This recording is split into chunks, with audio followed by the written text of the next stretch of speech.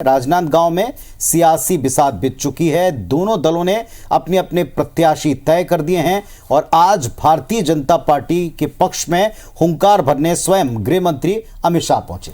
तो अमित शाह ने कांग्रेस की सरकार को इस दौरान जमकर कोसा और बीजेपी की जीत का दावा करते हुए कहा कि वो दिल्ली जाकर पीएम मोदी को ये बताने वाले हैं कि छत्तीसगढ़ में कमल खिलने वाला है।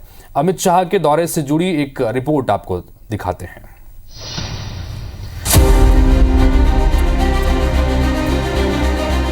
छत्तीसगढ़ में 30 सीटों पर कांग्रेस और बीजेपी के प्रत्याशियों की तस्वीर साफ हो चुकी है। मौसम में ठंडक बढ़ रही है और छत्तीसगढ़ में सियासी तापमान। प्रदेश में सत्ता वापसी की तैयारी में लगी बीजेपी के पक्ष में माहौल बनाने के लिए आज गृह मंत्री अमित शाह ने राजनांदगांव से हुंकार भरी। अमित शाह ने अपने चिर परिचित अंदाज में छत्तीसगढ़ सरकार को जमकर घेरा और कहा कि कांग्रेस सरकार कटकी और भटकी सरकार है। अमित शाह ने कहा कि कांग्रेस ने दिल्ली तक करप्शन का चैन बना रखा है। 5 साल में छत्तीसगढ़ को बीमारू राज्य बना दिया। शाह ने राजनांदगांव से बिरनपुर हिंसा मामले पर भी कांग्रेस को जमकर घेरा। कहा कि भुवनेश्वर साहू की शहादत बेकार नहीं जाएगी। शाह ने यह भी कहा कि प्रदेश की जनता को कांग्रेस ने केवल शराब घोटाला, कोयला घोटाला, गोबर घोटाला और सट्टा घोटाला ही दिया है। करप्शन का ऐसा जैसे फूड चेन बनते हैं ना, इन्होंने करप्शन का पटवारी से लेकर मुख्यमंत्री तक का पूरा करप्शन चेन बना दिया है जो दिल्ली तक जाता है। कांग्रेसियों के शासन के अंदर पुराना मध्य प्रदेश और छत्तीसगढ़ बीमारू राज्य बनकर खड़ा था। अमित शाह के पहले पूर्व सीएम रमन सिंह ने भी कांग्रेस को घेरा। कहा कि कांग्रेस सरकार ने राजनांदगांव के साथ छल किया है, पूरा साफ करना है।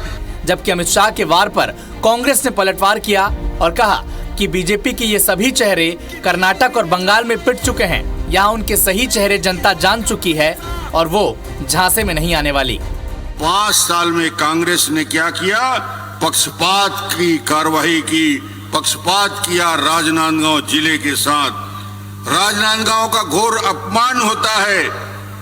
राजनांदगांव में भूपेश बघेल के आते ही क्या स्थिति बदली। आदरणीय अमित शाह जी को छत्तीसगढ़ की परिस्थितियों का भान गृह मंत्री के नाते तो होना ही चाहिए। छत्तीसगढ़ की ज्वलन समस्या है, छत्तीसगढ़ की जो आवश्यकता है उसके बारे में माननीय अमित शाह जी मौन क्यों हैं? वो जिस दिशा में छत्तीसगढ़ के चुनाव को ले जाने का प्रयास कर रहे हैं, मैं समझता हूं कि उनके मंसूबे सफल नहीं होंगे।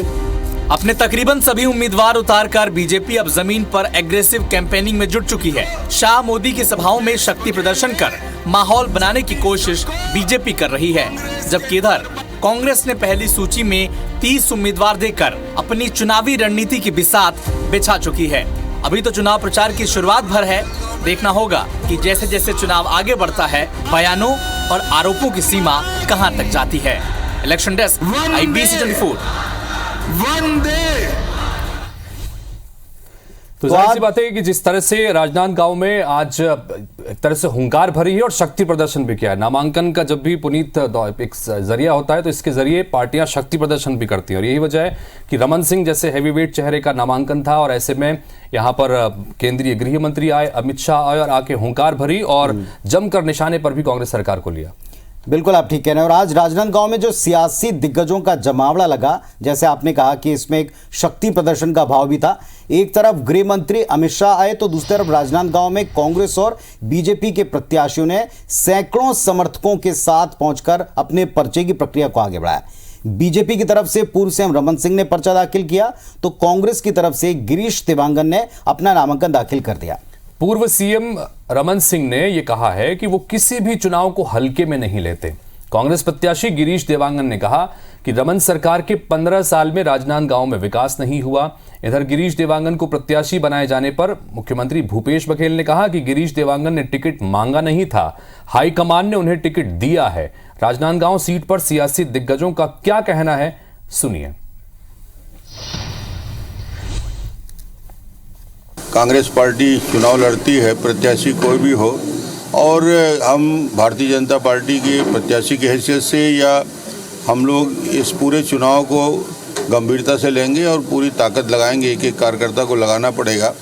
क्योंकि मुकाबला कोई व्यक्ति से नहीं होता, पार्टी और संगठन से होता है। 15 साल के मुख्यमंत्री के क्षेत्र में जो विकास, खोखला विकास दिख रहा है, उसको जनता समझ रही है।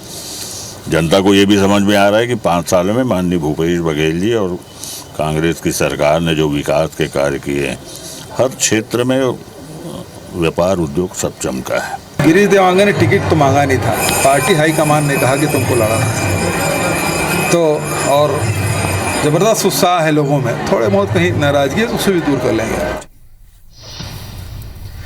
तो राजनांदगांव सीट से रमन सिंह लगातार चौथी बार चुनाव लड़ रहे हैं और कांग्रेस पार्टी ने चारों बार अलग अलग प्रत्याशी को मैदान में उतारा है। इस बार गिरीश देवांगन को उतारा है और कितनी चुनौती दे पाएंगे ये देखना दिलचस्प होगा।